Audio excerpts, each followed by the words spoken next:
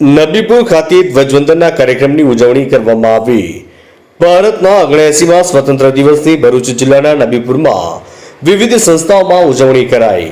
નાગરિકોએ ઉત્સાહપૂર્વક ભાગ લીધો। 15મી ઓગસ્ટ એટલે ભારતનો સ્વતંત્ર દિવસ, જે અંતર્ગત ભારતભરમાં આજે તેના 79મા સ્વાતંત્ર્ય દિવસની ઉજવણી થઈ રહી છે। આ પ્રસંગે ભરૂચ જિલ્લાના નબીપુર ખાતે પણ તેની ઉત્સાહભેર ઉજવણી કરાઈ હતી, જેમાં વિવિધ સંસ્થાઓમાં ધ્વજવંદન કરાયું હતું। ગ્રામ પંચાયત નબીપુરની ઓફિસ ઉપર ગામના સરપંચના હાથે ધ્વજવંદન કરાવ્યું હતું, જેમાં પંચાયતના ડેપ્યુટી સરપંચ સહિત સભ્યો અને ગ્રામજનો હાજર રહ્યા હતા।